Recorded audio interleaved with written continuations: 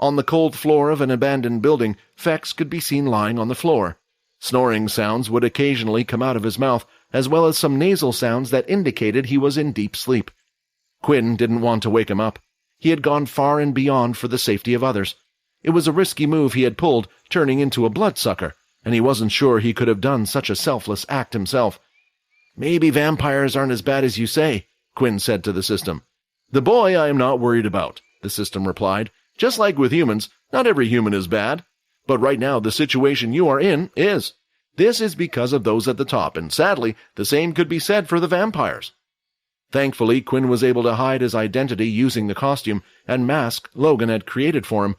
Also, Fex was unrecognizable as the bloodsucker. He had his uniform on, but in the fight with the king-tiered beast, it was badly damaged and had been rendered unrecognizable. The travelers looked like they were trying to help Vorden and Peter. Once Fex woke up, Quinn would go and meet up with them before they left the cave. But before all of that, there was still one thing he wanted to check out before leaving: the tower. There were a few reasons for this, and it was because of a few things the system had granted him after completing his last quest. Finally, with Fex sleeping away, Quinn had a chance to look at all the rewards, other than the EXP and the blood ability increase he had received. With the increase in blood skills, all his attacks related to blood skills had gotten stronger, but the most impressive of them all was the blood bank. It was now able to store double the amount of blood at 200 milliliters. 10 ml of blood restored 5 HP, which meant that his blood bank was filled to the brim.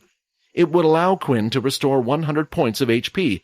This was one of his most important skills, as it often gave him a second chance during fights. Quest reward, unlock one ability skill. It seemed to be related to the shadow skill. Quinn was now able to unlock any of his remaining shadow skills.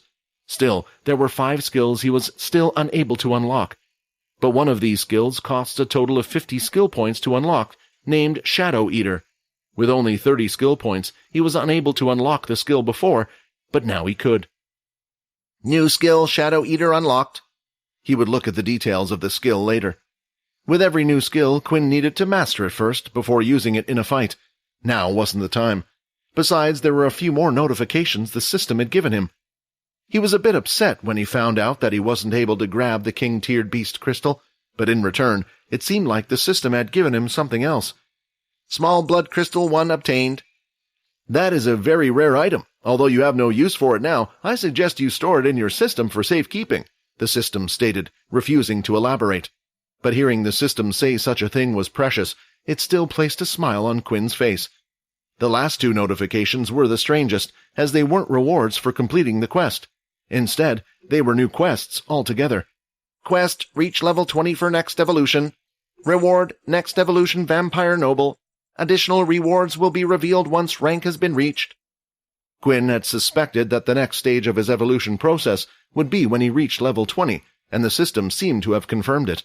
It seemed to have appeared now because Quinn was very close to achieving that level, now being level 18. When he asked about Fex, he remembered the system saying that Fex was somewhere between a vampire and a vampire noble. Not quite at the stage yet. Did this mean that he was now stronger, or just as strong as Fex? It was clear that there were some differences in terms of certain abilities and skills, but Quinn didn't believe his shadow ability was any weaker than Fex's string ability. Finally, the last notification. Quest, part 1 of 2. The king has been defeated, and now the tower is left unprotected. Search the tower and discover what treasure it was trying to protect. Suddenly, he heard someone groaning behind him. It looked like Fex was waking up. What the hell happened? Fex said, looking around at where he was. He then looked down and noticed the flask on the floor. Images of his transformation into Bloodsucker appeared in his head, and he remembered everything that happened. You saved me? Fex said. Come on, I can explain while we're making our way over, Quinn replied. Over where? To the tower. The group of travelers had regrouped and were heading toward the students. Lily had been watching the fight carefully and wanted to join in, but she knew her duty was to stay by the students' side in case anything happened. There weren't many strong creatures in the underground tunnels, other than the hounds and the king-tier beast. They hadn't run into anything else down here. Still, that didn't mean there was nothing. Also, the group didn't know how strong the students they were protecting were. As she saw the 2 twins walking over groggily, she rushed over to their side. Are you both all right? I saw what happened. Who was that guy? she asked as she gave her shoulder to one of the bald twins. That's what we want to know as well, Andre replied. You students, your uniform, I assume you are from one of the military bases out on an outing. Second year, right? We're first years, Sia replied, going over to the traveler's side. She still hadn't grown fond of the others, especially since Pio had tried to not too long ago, and she didn't know why, but she had the strangest feeling that he was weirdly looking at her. Every so often her eyes would meet his. When this usually happens, one would find the whole thing awkward and turn their head, but when it happened with her and Pio, he would continue to stare at her as if he was picturing something. It gave her shivers, and she was a lot more trusting of the new travelers. It's a good thing we came in time, then, Andy replied. What is the military thinking sending in first years? Have the times gotten that desperate? Well, if you look at the structures around us, perhaps, Andre said. I wanted to ask you guys, what happened? The king-tier beast on the ground. Did you see what happened to it? And do you know what that other creature was? And last of all, what about the strange demon-masked man? Peter, Vorden, and Layla wanted to keep their mouths shut.